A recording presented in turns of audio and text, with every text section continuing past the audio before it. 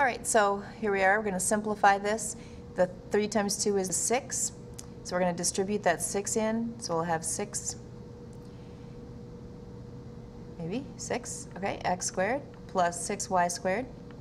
And that's all going to be multiplied by the 2x plus 2y dy dx.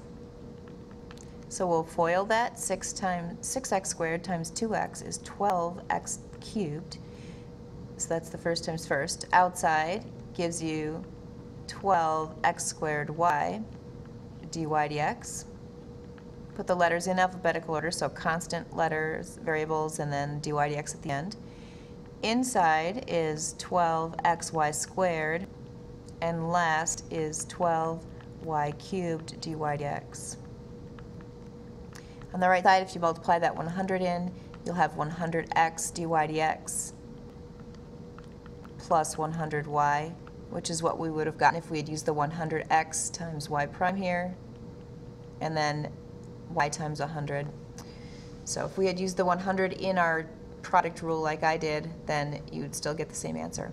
Now we want to get all the variables on the left side that have a dy dx in them.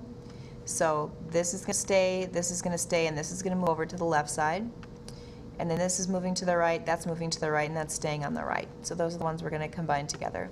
So we'll have 12x squared y dy dx plus 12y cubed dy dx minus the 100x dy dx equals, and on the right side we'll have negative 12x cubed minus 12xy squared plus 100y. Factoring out the dy dx on the left side, we have dy dx 12x squared y plus 12y minus 100x, and that equals negative 12x cubed minus 12xy squared plus 100y.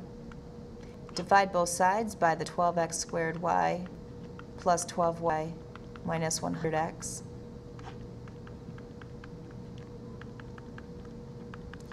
And then those cancel, so dy dx equals that. Now the book is going to factor everything out like crazy. If you're here and you're good, that's all I expect. Just to talk about how the book did it, they factored out a 12, no, they factored out a 4, so it's negative 3x cubed minus 3xy squared plus 25y, and they factored a 4 out of the denominator, so it's 3x squared y plus 3y plus minus, 25x. Isn't that y cubed? Did I miss a y something here? Yeah, 12y cubed here, cubed. All right, sorry about that. And then they also continued, they grouped these first two together and pulled out a negative 3x. So then you're left with x squared plus y squared plus 25y. And here in the bottom, they grouped the first two together and pulled out a 3y, so that you're left with 3, or just x squared here, x squared plus y squared minus 25x.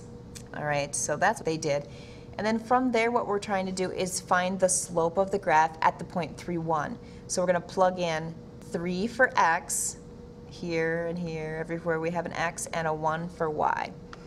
So that looks like this. You get the slope of 13/9. So that means, oh, by the way, this is called the lemniscate. Pretty cool. I think that's cool that it has the word skate in it, and if you're skating, you kind of make that shape on the ice. Anyway, 3, 1 is this point, and the slope of that tangent line is 13/9. So that was the goal. But remember, when you take the derivative implicitly, the big idea is make sure that when you take the derivative of y, you always write a dy dx on the end of that term. Here's your homework. Good luck. Sorry about the technical difficulties. That video, that second video, I was supposed to fit it all in one. Sorry.